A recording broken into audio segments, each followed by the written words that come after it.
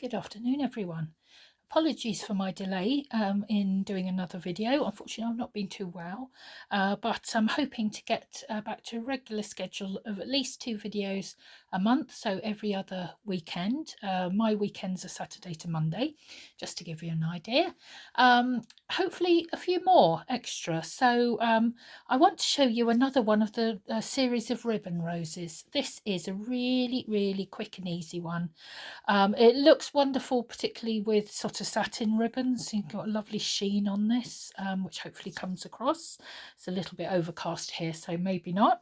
And I've even tried it in a very sort of thin sort of ribbon here, but that I wouldn't say looks quite so successful, but I still do quite like it, and I think I'm going to keep trying with it. This is one of the many lengths of chiffon or similar ribbon, and this is it's a little bit of a fiddly technique. It's very easy, but I would say it doesn't always 100% come out, so a little bit of practice. And the great thing with this is you are just using up odds and ends. So let me show you what you need. You just need some lengths of ribbon, some offcuts that you've got, probably ideally at least up to 30 centimeters, 12 inches. If you have anything too short, it probably won't work quite so well, but you can leave the ribbon on a long length because you will get half of it at least back, and you'll see what I mean by the end. What you want also is some of your offcut bits of thread, something which I'm tending to use a large eye needle for this, so I can use some of my thicker pieces, like some of these. We all have one of these little tangles of threads, don't we? So if you are doing it, ideally sort of coordinating with the colour of the ribbon that you're doing, but this bit won't be seen. So you could also use glue. I don't tend to like using glue. I don't like the environmental sort of impact of it. So I prefer to use up some of my old threads, but you could get away with glue at the end as well. So I'm going to show you how to do one of these, and I'm going to pick one of the purple ones because I've got some nice purple thread lined up. So this is at least sort of 30 centimeters long. And what you want to do is fold your piece in half like this, so you get a right angle. Okay, so you've got a right angle here, and then you flip this bit over the top, and you flip this bit over there, and what you're doing is continuing to flip to the opposite side. Just keep going, alternating between the two sides. Now this is somewhere where you have to keep these bits together, because otherwise it won't work at the end. It won't all come together. So you're going to keep flipping them over like that, just coming back on themselves all the time, just flipping them over there. And when you get near to the end, it gets a little bit more fiddly, but you just keep going, keep flipping that back, and what you get in the end is a bit of what looks like a very big sandwich. And there we go, that's the last one. So that's the most I can get. As you can see, you've got a little bit of a sandwich there. Keep hold of that all together, and then twist yourself so you can get these two pieces together. These you do not want to let go of. If you let go of these, you'd have to start from the start again. But it doesn't take very long, does it? So it's nothing to worry about if you don't get it first time. So what you want to do is turn the top one round, and then get your fingers together on the two pieces. I've got the two ends there, okay? And you just let it go out, and what you get is a little concertina. Again, you want to keep making sure that you have pressure on this, and you've got the two ends sticking out here. Okay, what you want to do ideally is pull the top one of the two, not both of them. Pull the top one and keep firm pressure on as you go. Okay, so then you start to pull, and hopefully we get a little rose, as you can see. Now if I was to let go of this at this point, all would be lost. So what we need to do is turn it on its side.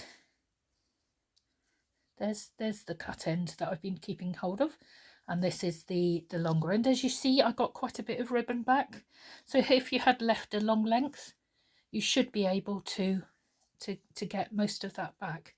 What I do is keep those together. I've got my piece of knotted thread here, so I've knotted the end of this already, because you do not want to do what I did earlier and not have it knotted at the right time. So what you want to do is put in a couple of little stitches there. It does look very dark here, so I do apologise. It has come over very overcast since I started. I'm just putting a couple of stitches in there to hold it. Just a couple of little stitches, one on top of the other, just to hold it.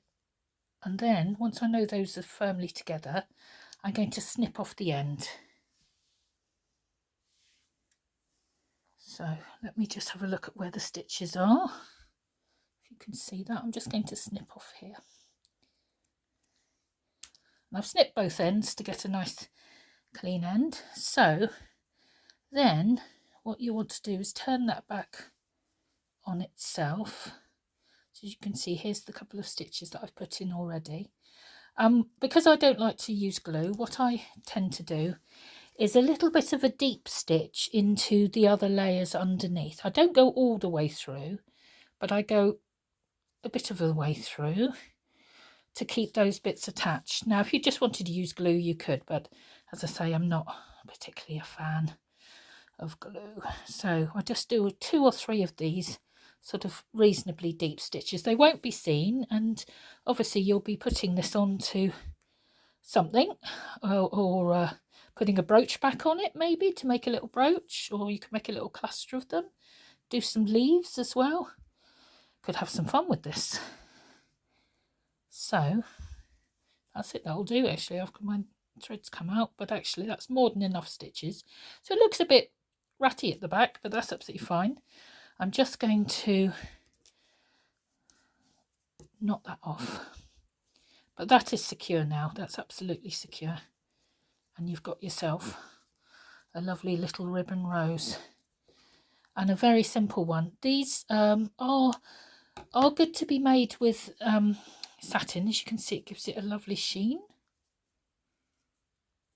and as you can see here, these satin ones look lovely. But I'm trying different things.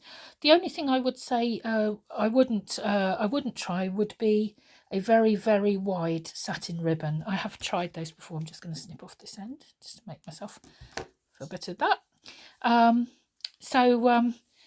A very, very wide satin ribbon does get, it doesn't hold the shape as well. I think quite a sort of thin ribbon is better. I mean, this is about 1 centimetre, about probably just over 1 centimetre, and you know, quarter, half inch, something like that. Anything much bigger, and I think it starts to get difficult. I think you could also try it with slightly thinner. I've got a thinner one here, which is probably just under 1 centimetre, and I'm going to try it with this one as well. But the most important thing is just to keep that tension on it as you go through. And yeah, I'd be very interested to see how you get on with these, and see whether you enjoy that as much as me. I'm going to think now about what I can put these onto to make a nice, you know, little project. Bye.